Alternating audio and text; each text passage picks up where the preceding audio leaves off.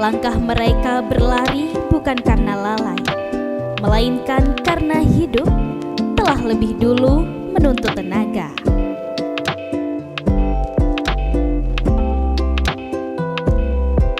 Di balik keterlambatan, ada tangan yang membantu orang tua, ada peluh yang belum sempat kering, dan ada mimpi yang tetap ingin tiba tepat waktu.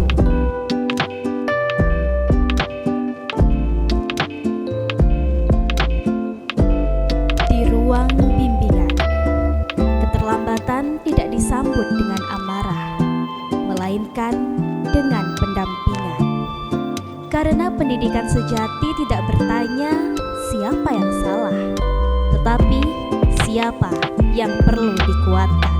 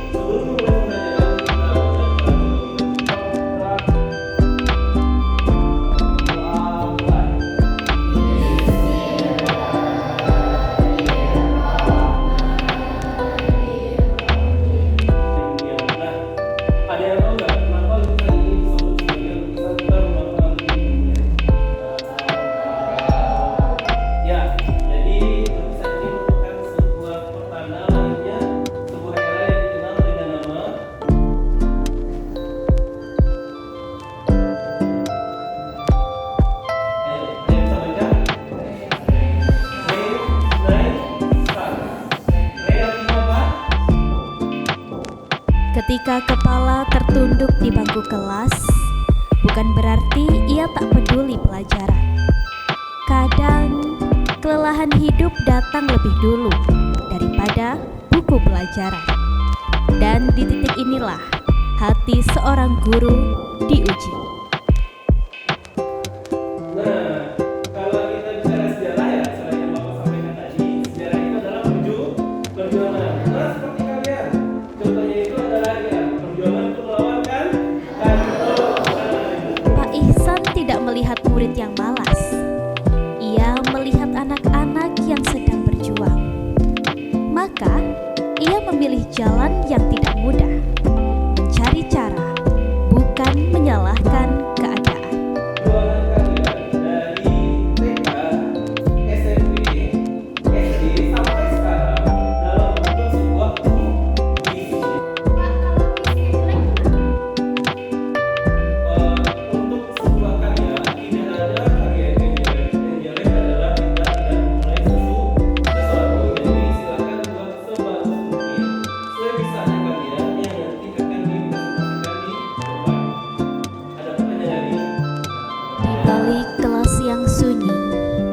Ada guru-guru yang tidak pernah berhenti berpikir. Sebab menjadi pendidik bukan sekedar menyampaikan materi, tetapi menyalakan kembali semangat yang hampir padam.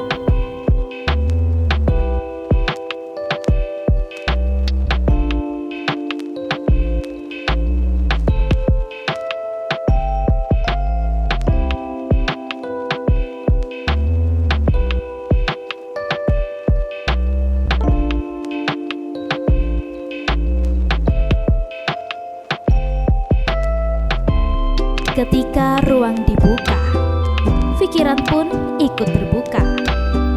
Belajar tidak selalu tentang empat dinding, tetapi tentang memberi ruang pada rasa dan suara. Disinilah kelas kembali hidup.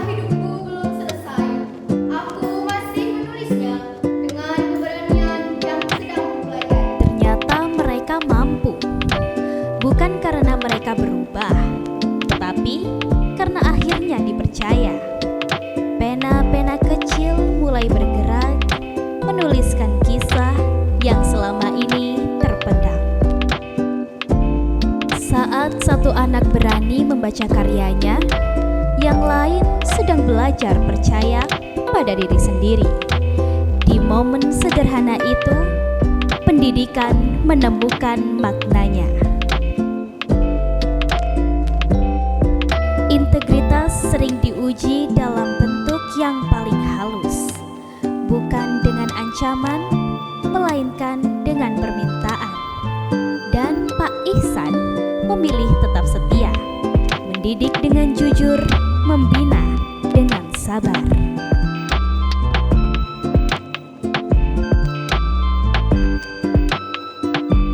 Penghargaan bukan tentang siapa yang paling hebat, tetapi siapa yang berani melangkah. Hari ini, keberanian itu dihargai.